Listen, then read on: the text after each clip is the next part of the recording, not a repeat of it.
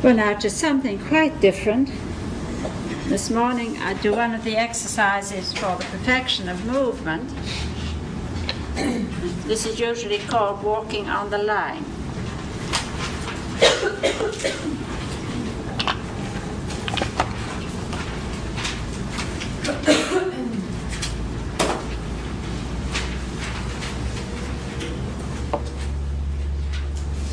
Dr. Montessori always noticed children wherever she went.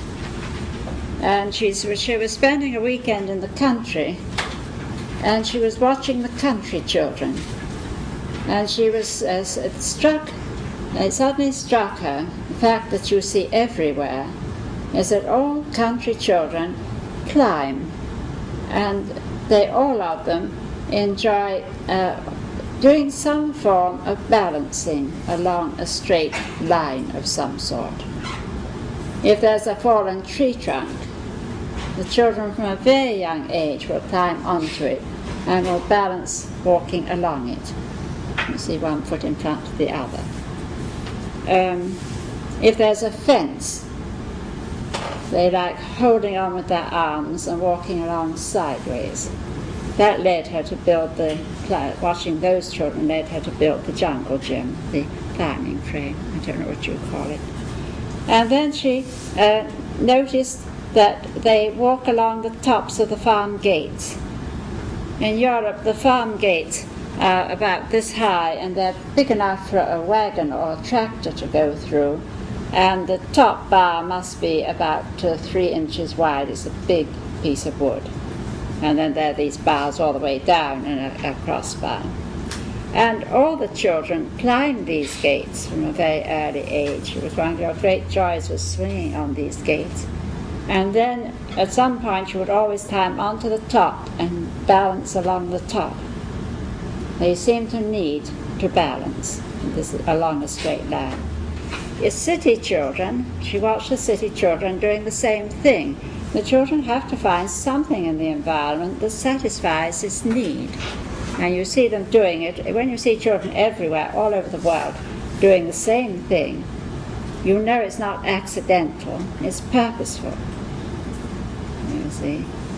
That's why some of the psychologists, I was reading something, Piaget says how his little boy ends up by sucking his thumb. It was purely accidental. But you know, it's not accidental if every child of that age, everywhere in the world, sucks his thumb, as they do. You see, so you can't call it accidental. It is a purposeful activity. It would help get the teeth through, if nothing else. Yes, you'd have to bite on your gums before your teeth come through, and the children use their thumbs.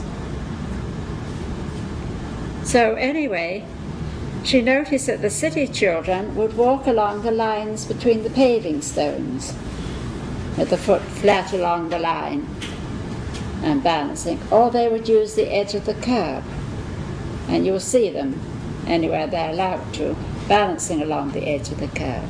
It's more difficult for them nowadays to be in the streets, but before the days of cars, the children all played in the streets. So the streets were much safer. So then she devised an exercise that would give them this when they were in the schoolroom. And what she did was to paint a line about 1 inch wide in a large oval on her floor.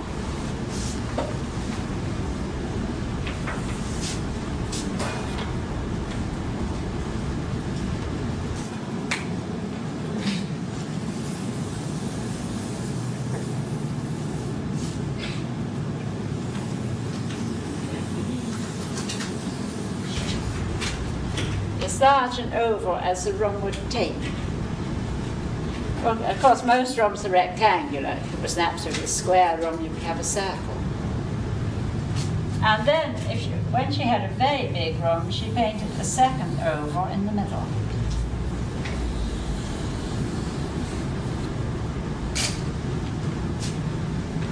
And that was permanently on the floor. When it wore off, it got repainted.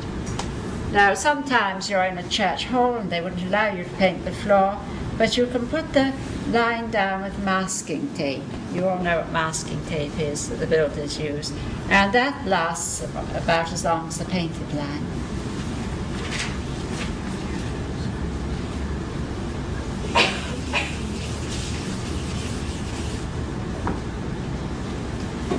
If it's summer and it's very warm, you could do the line outside on the grass. In England we have these very flat grass areas, and you can do it with that little machine that does the marking out for a tennis court.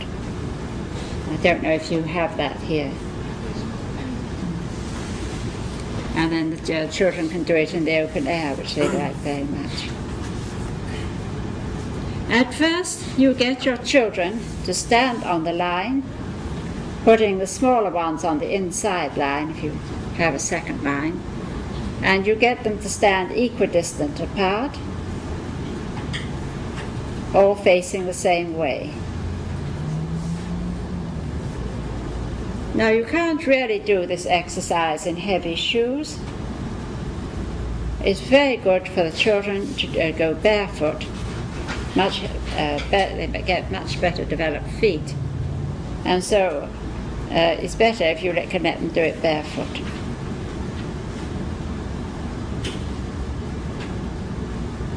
And they enjoy that too. At first, they just walk as slowly as possible. Explain to them they have to go very, very slowly, just taking normal steps, but keeping the feet along the line. And you would practice that a few times till they were doing that easily. And then you would get them to take small steps. Very short steps. When they could do that, you would get them to walk heel to toe.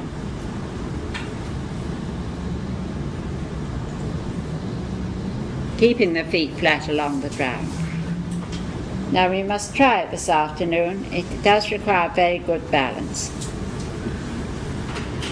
It is actually one of the exercises that has been adopted for people who have to learn to walk gracefully. Actresses practice it, air hostesses, and girls who are with us who take a course to fit them to go into society, this terrible coming out. They go to a special school for 3 months to learn how to stand, how to talk, how to come into a room, how to curtsy to the Queen and all the rest of it. And one of the things you have to do is walk on the line like this so that you will be a little more graceful. Learn how to make up properly and what clothes suit you and all sorts of things. Pretty boring.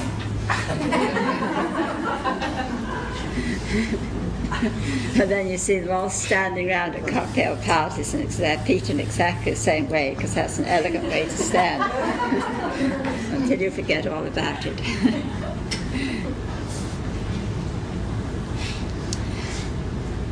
Well, I only say that to show you that it's a very good exercise for gaining this equilibrium and balance. Now, in many countries in Europe, like Spain and Italy, Yugoslavia, until very recently, and I think still in the really country areas, people do go barefoot or with rope-soled shoes. And the women carry everything on their heads. And they're the most graceful women you can imagine. They will carry a huge thing like this, anything they'll pick up and put on their heads, and they will walk over the roughest ground, uphill, downhill, and they never drop it off. You see, in Africa the women always carry their water pots home on their heads, because with yours back straight, that doesn't give you slip discs and things. It's actually the best way to carry things. So these women always are very graceful. Now with the children, after they have learned to walk heel to toe, then you have to give them various things. They are inclined to curl over and watch their feet. So you want them to stand straight with their heads up and forget about their feet. Let the feet just go naturally. One of the things we can give them are flags. Now, please don't think you have to teach your children patriotism. I mean, everybody likes their own bit of the world best. But today, so you don't need to teach that. But today we have got to be internationally aware that we are part of the whole world. And unless all people of the world see the world and use the world from that point of view, we are going to, in a very short time, be short of all the essential commodities and be short of water. See, if Brazil cuts much more of her big tropical forest, which the trees recycle and attract water, then I think North America is going to be short of water. So you create deserts by cutting down these big natural forests. Well, and there will be no fish left and no whales left and so on unless we can all cooperate as one world. So the children have got to become internationally minded. And you can be internationally minded without losing the love of your own country, because it's the spot where you grow up that matters to you, and your own family that matters to you first. But you can also be a member of a bigger group. So when you collect these flags, you can have one American flag, but collect flags from all over the world. And do not voice your political feelings on the children. You see, Russia, China are very great nations, and so therefore we have not got to teach children their political ideologies. We treat those countries as they deserve to be, historically and presently very great places. And by the time the children are grown up, probably all our small quarrels will be insignificant anyway. Now you keep these flags. I don't know if you know them. You know that one? Nigeria. Better not insult me by not knowing this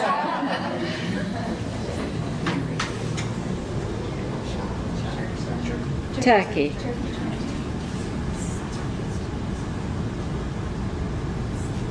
India.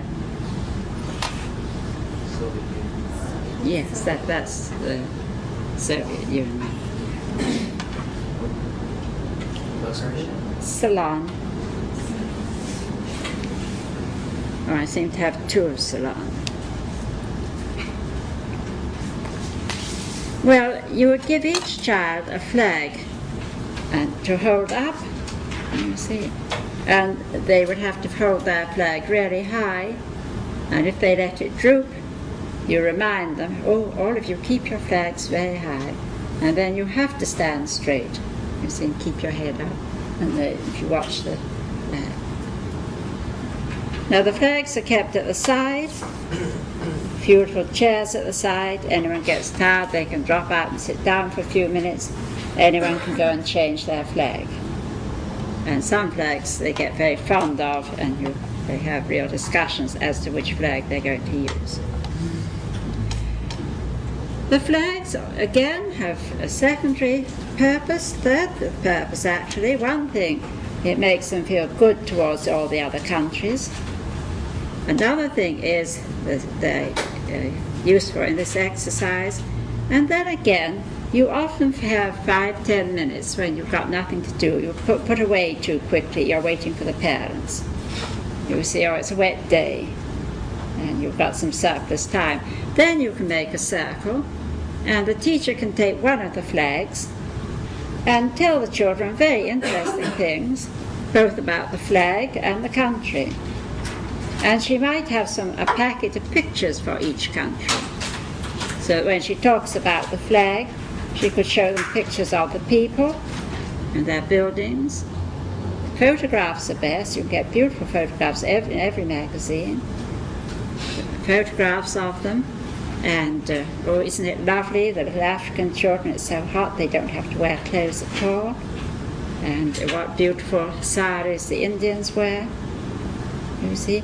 And you always must say good things about every country. Now, you can also tell them something about the symbolism. You see, how did we get a flag so like this, so different to everyone else's?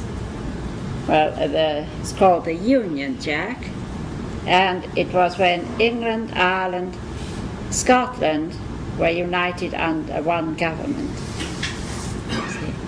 Now this straight red flag here was a flag, that's the cross of St. George.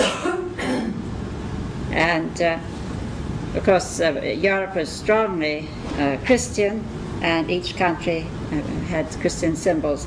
And for England, it was St. George was the patron saint, and that the central red cross is the cross of St. George. So our flag was originally a white flag with that red cross on it. Then, when Scotland joined, they have St. Andrew as their patron saint, and this red cross is the cross of St. Andrew, which was a red cross on white ground.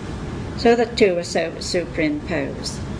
And then came the cross of St. Patrick, and I've a little bit forgotten St. Patrick. I think he was the white diagonal one. And when the three flags, or he may have been dark blue, when the three flags were superimposed, it gave you the Union, flag of the Union.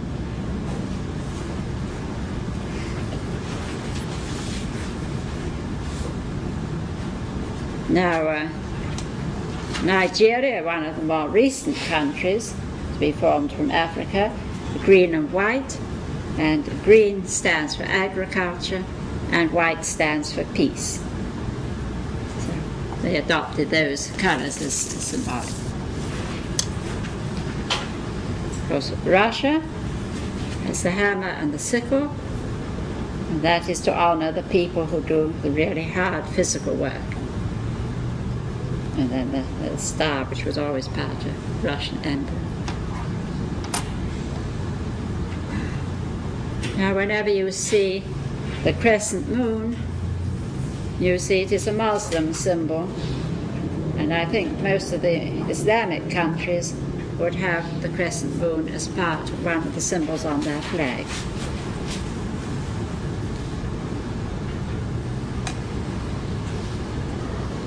India, and this is a spinning wheel. And Gandhi, you remember, encouraged the cottage industries where people did skilled work in their own homes. And it was traditional for different families to do, some did brass work, some did beautiful weaving, some wove in wool with embroidery on the wool, and some wove in silk for most intricate patterns. This very fine skilled work is done in these little cottages that often have a mud floor and so on. And so he had the spinning wheel as a symbol for the cottage industries of India, which contribute largely to their economy. And this is Ceylon.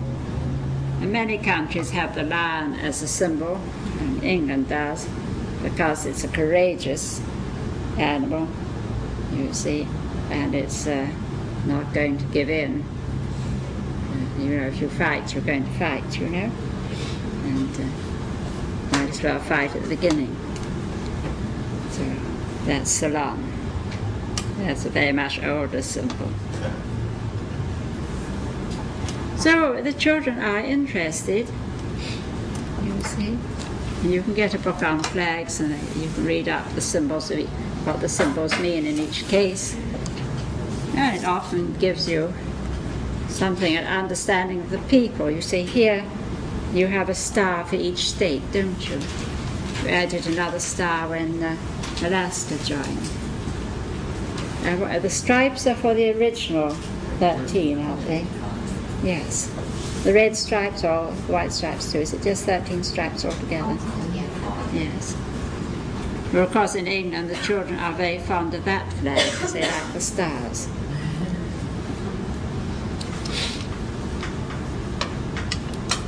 So that is a very nice way to use your flags as well. Well, now we have a variety of things that the children can carry to give them sort of added interest, to vary the exercise. Basic footwork is the same, and walking as slowly as possible. The slower they walk, the more perfect the balance has to be.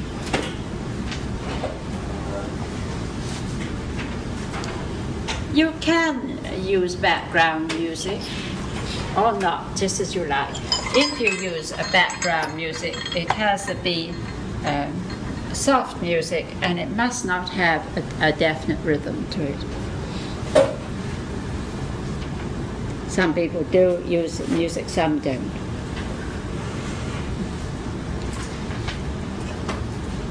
You can have these bags which you can fill with something heavy like sand or little stones, or beans out of the haricot beans are very good. And they hold these straight out to the side, like this, with the arms at right angles. And they have to carry them round. You steady the bag as soon as they're holding it. And they have to carry the bag round so steadily that it doesn't swing about.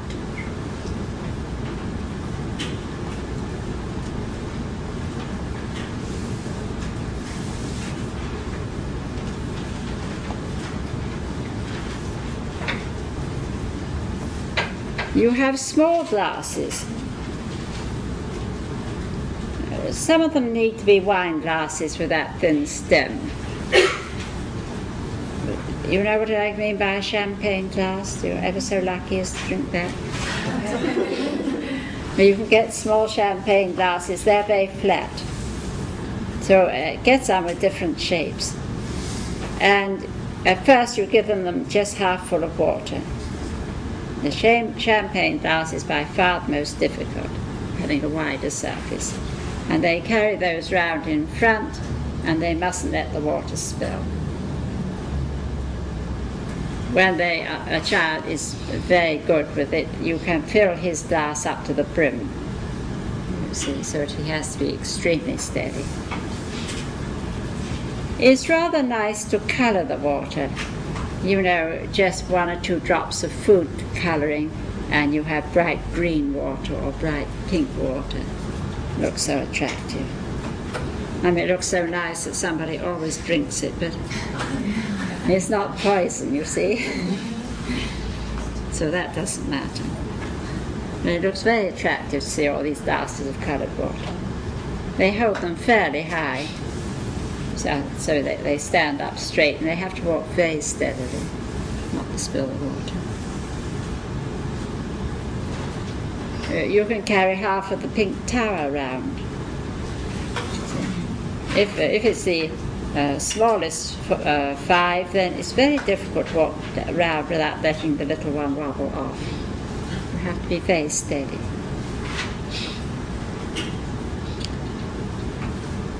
And then bells. Again, the bells are held in front, and they mustn't ring. If anyone is a bit unsteady, you immediately hear their bell ringing.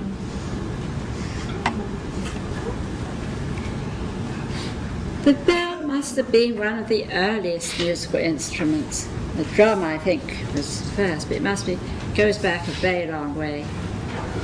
And in each country, you do find different uses for the bells and different bells. I haven't got all mine here, but I always buy a bell in each country I go to. It's amazing what beautiful bells you get. I've just got 4 different ones here. And again, I think you could begin collecting these different types of bells.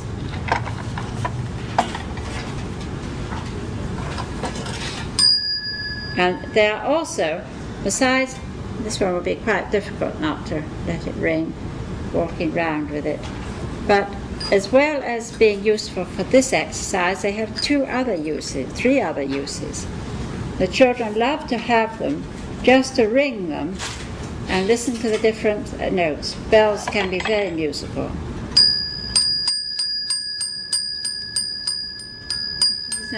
lovely sound.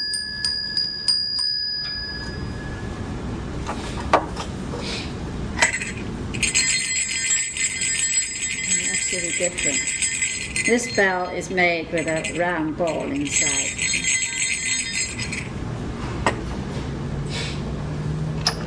Here's one little set of bells. Two different types of bells, the one with a round ball inside.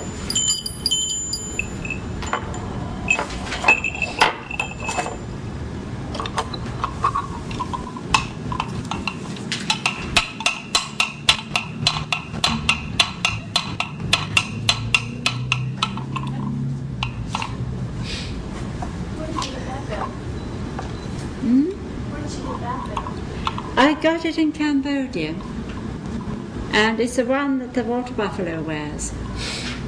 And you know how farmers, when you don't fence your land, you have a very common thing is to hang a bell around the neck, so that if your animal strays far, the farmer can hear where it is. You see, now the water buffalo, it walks freely. There's no, if you were in the middle of a cleared patch in a Cambodian jungle, you see there'd be a very rough house on stilts because the land floods at some times. And when the buffalo wasn't walking, they're used for ploughing. Then he would have this round his neck, and he could wander away into the jungle and eat what he liked, but the farmer could always find him. And you see, this is just a simple bamboo tube, and these are two pieces of wood, and this tie is made from the fibre of a banana leaf. You see, they don't have shops. They absolutely provide everything themselves.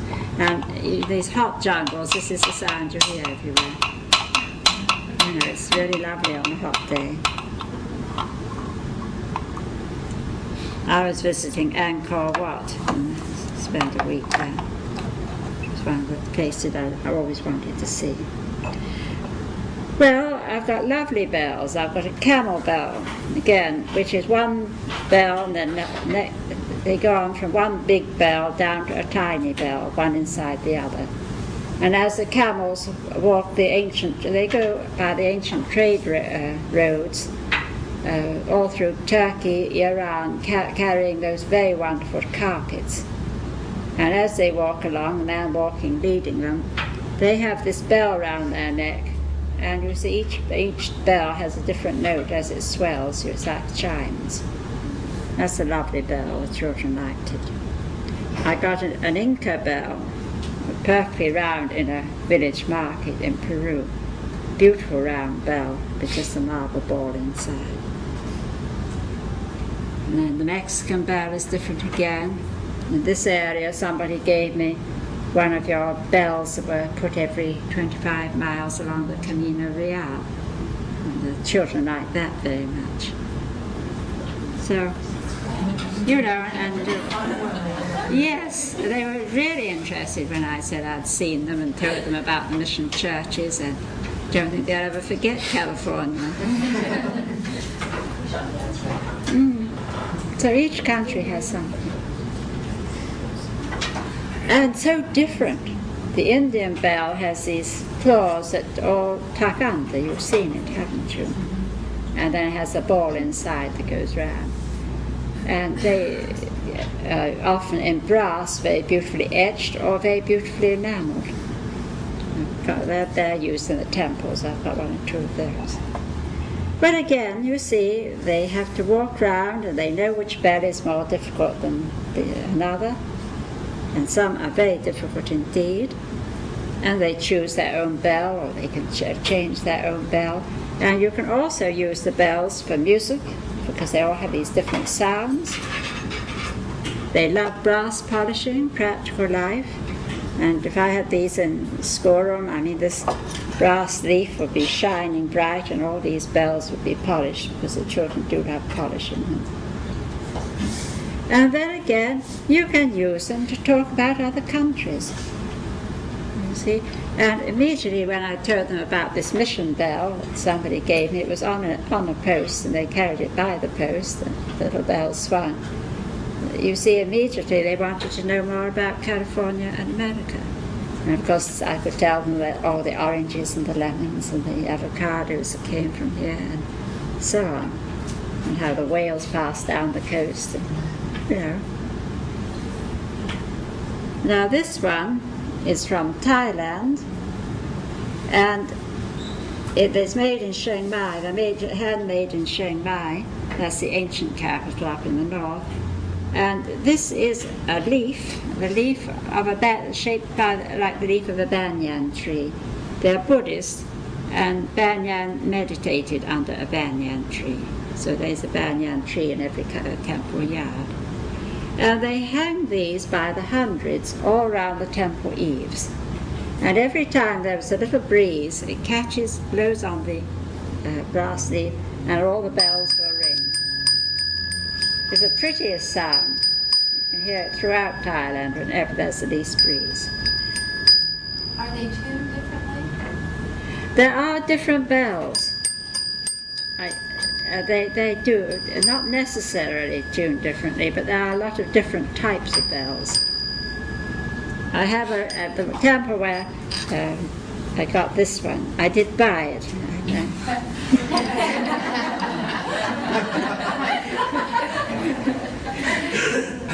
I'll tell you quickly because I'm sticky fingered. They were all the same, so they might let me have one.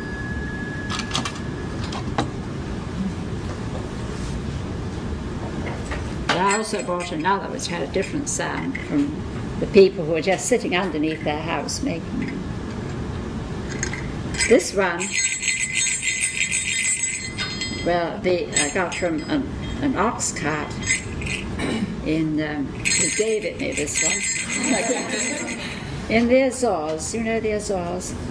And the oxen just wear strings off them, just like in Canada and here, the sleighs, the horses wear strings on the sleighs. Russia, the sleighs have strings of bells because it sounds so nice when you're driving over the snow. So one of your sleigh bells would be nice to have. So that one I got in Cambodia, and I bought it. I didn't take it off the. And this one I got was worn by a donkey. All the donkeys, all the camels also wear strings of bells. Turkey, yes. And as they go along, the bells swing and they tinkle.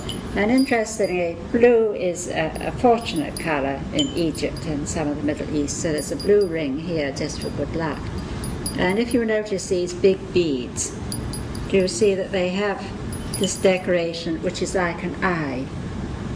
And each bead has 3 of those great eyes, and they're meant to help the donkey to see. And if you saw how rough the paths were, well, the donkey would need some extra help. May I share something? A friend of mine had a friend who grew up in Turkey, and when the babies are born, they pin those beads on their diapers for good luck. Yeah, these were the seeing eye, or just the blue ones? They're smaller little seeing eyes, and they're actually pinned to the diapers. Yes, well, the blue is the sign of good luck. They do have these in number of sizes up to enormous ones. I bought a string of them too, because I thought they were so attractive to wear, the beads. But this use of the bell for the animals, sometimes because it's just a nice sound as you walk along with your donkey. But also, if the donkey was grazing loose, you could hear where it was. And you see all through Europe, where you have mountainous country or rough country where you don't fence, the animals wear bells. If you went to Switzerland, where it's snow in the winter, in the spring, as soon as the first grass melts, the cattle are led out to eat grass, and as the snow recedes, they are taken higher and higher up the mountains in the charge of certain men who probably spend the whole summer away. See? And each cow wears a bell because they just graze in this mountainous country, and the leading cow is always decorated with flowers and has a special bell. and she wouldn't let anyone else take her place. And Norway, it's the same. In Norway, I couldn't see, suddenly you would see a bale of hay or something shoot through the sky, churn of milk, and then you found it was on a wire. The wire led from the summer farm down to the valley, and you just hung your hay. You cut hay in every little patch you could get it, slung it on the wire down to the valley. See, so that you didn't have to take your butter and cheese down by hand. So, but you have to be able to hear your animal if it gets into difficulties or anything, or if you're rounding it up to go home. And each cow probably has a bell with a different note. See? Very often you can't get these bells. I was lucky to get one in Scotland, in Switzerland, because the farmer's son gave me one with a really lovely sound. I was there. And then in Spain and Portugal, it's the same. Every goat, every sheep has a bell for that reason. And their bells differ a little in each country.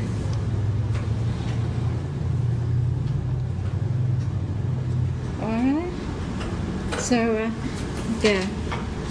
And you can make many uses, but the main purpose is to get this good equilibrium, to let the children practice something they do try and practice wherever you see them. They try and practice it naturally. Now the other thing you can have is a plank of wood called a balancing bar. Do you know what I mean by that? Dr. Montessori, at the same time, inside of her playground, she got a long, long plank and sunk it in the ground, so it was about 3 inches above the ground, and the children could just balance along the top whenever they liked. Since then, these have been made on 2 little stands. You get this long plank on 2 little stands, so it can be used indoors or out of doors, whether it's wet or fine. And the children just will spend endless time walking along that. And sometimes I have seen in our special centers children who have physical disabilities spending the whole morning practicing on the line or practicing on the bar. They seem to feel this need to do more exercise in order to get themselves straighter.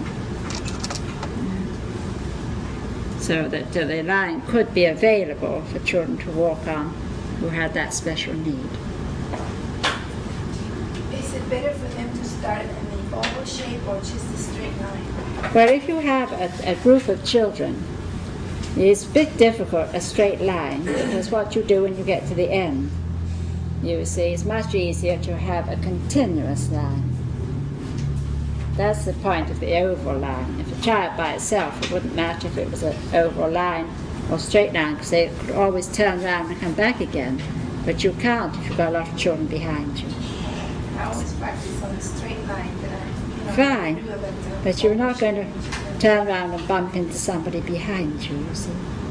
Whereas an oval line is much better when you have a group of children. And if you have a big enough room, a second line inside for the very young children, you know, who can go very slowly indeed. You wanted to ask anything else? We could practice it along the lines of these floors, couldn't we? Did you say in a square room you would have a straight square? No, I said it would be a circle if it was an absolutely square room. But most rooms are rectangular, therefore you want as big an oval as possible. And an oval is better than the square because you get more lineage, as it were. You don't want a little circle here in a corner. You want one that really covers the whole room, so you have a big area to walk in. I think some schoolrooms are being chopped up too much into little tiny areas, and it's very hard to do anything.